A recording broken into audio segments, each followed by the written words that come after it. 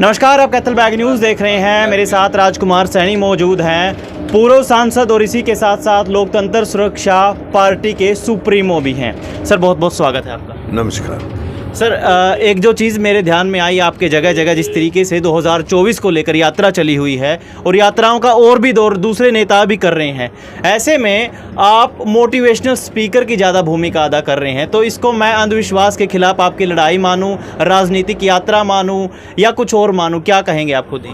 देखिए, अब तक जितने भी लोगों ने ये इस देश की राजनीति की है वो अंधविश्वासी बना के की है। बीजेपी आज 24 घंटे ना तो महंगाई का मुद्दा, ना बेरोजगारी का मुद्दा, ना भ्रष्टाचार का मुद्दा है राम मंदिर, या जो 2019 का इलेक्शन था पुलवामा करके, और 2014 का इलेक्शन था मोदी को बैकवर्ड बना के।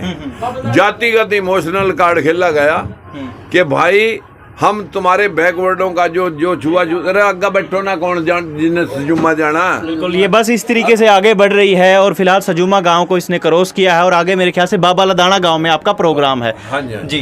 तो हमारे जितने भी भाई आज तक ओबीसी के सभी राजनीतिक दलों को समर्थन दे चुके हैं, लेकिन देखिए बदकिस्मती, आज बैकवर्ड समाज की हिस्सेदारी जो ये हरियाणा के अंदर तो है 2.5 लाख नौकरी में से 1,30,37,000 नौकरी जो है ना मुट्ठी भर 5 मुख्यमंत्रियों ने अपने लोगों को दे रखी जी। और 1,12,13,000 में है बाकी सारे। और ये मेरे पास रिकॉर्ड है।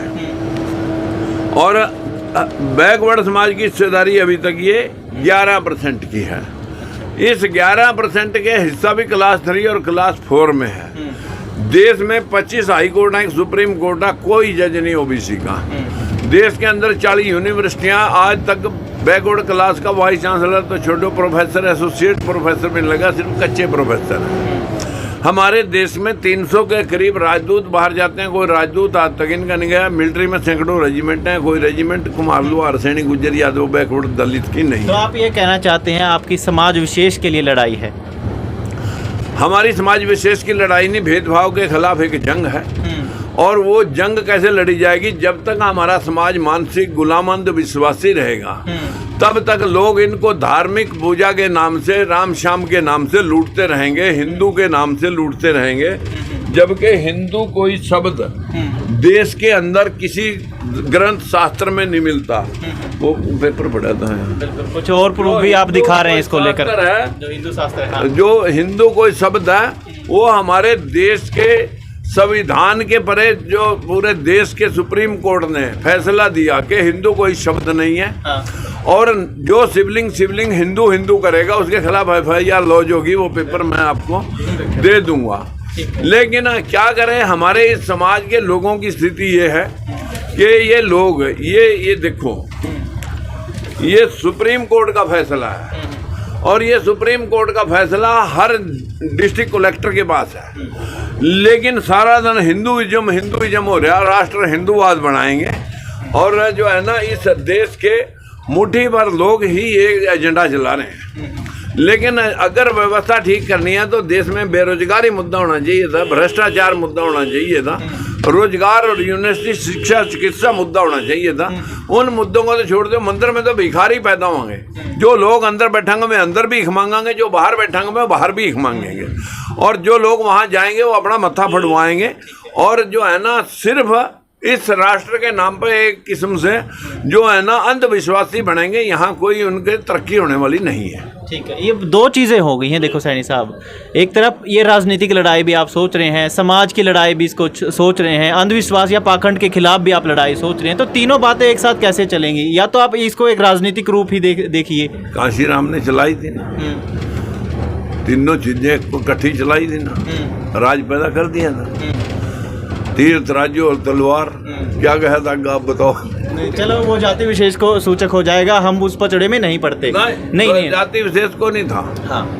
वो इनको मारो जूते चार, आप यही शब्द जुड़वाना चाहते हैं मेरे से? मैं तो आपसे के मुंह से मैंने तो नहीं कहा ना, आपको अब याद है ना क्या कह रहे हो। फिलहाल देखिए समाज थोड़ा अपग्रेड हो रहा है, फिलहाल 2023 में हम जी रहे हैं और जाति विशेष से ऊपर उठकर अगर बात करें तो पब्लिक सुनने को तैयार है। आपको नहीं लगता कि इस चीज से ऊपर उठकर बात करी जाए? अगर जाति पाति की बात करें, जिन लोगों ने ये बैकवर्ड को 11% में 52 की जगह 11% तक बचाया, जाति पाति वो कर गए या हम कर रहे हैं? जाति पाति जो लोग कर गए, कुछ और समाज भी हैं जिनकी हिस्सेदारी नहीं है बड़े ओहदों पर, तो ऐसी में ही है सब, वो सब ऐसी बीसी में ही हैं जो अपर कास्ट हैं। सारी यूनिवर्सिटियों में, सारी अदालतों में, हाई कोर्ट, सुप्रीम कोर्ट में सब जज उनके, वाइस चांसलर, प्रोफेसर उनके।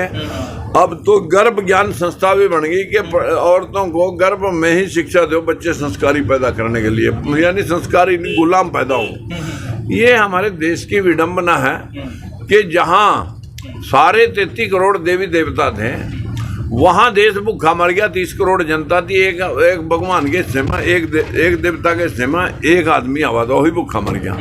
जहाँ ने इतने देवी देवता नहीं थे, चीन, Japan, Singapore, Malaysia, Bangkok, Dubai, America, Canada, Australia, वहाँ कहीं मतलब इतने भगवान की देवी देवताओं की पूजा नहीं है। वो देश भी तो कहीं मतलब जाना, सारा धन और ज्ञान तो वहाँ चला गया। यहाँ सरस्वती लक्ष्मी की पूजा कर करके लोग पत्थरों पर सर फुड़वाते रह गए। धन माल जो है ना सारा जापान, चीन, रूस पर चला गया। जहाँ मतलब जो है ना, जो 100% बुद्धिस्ट कंट्री है जापान, वर्ल्ड की सारी टेक्नोलॉजी उन्होंने दी।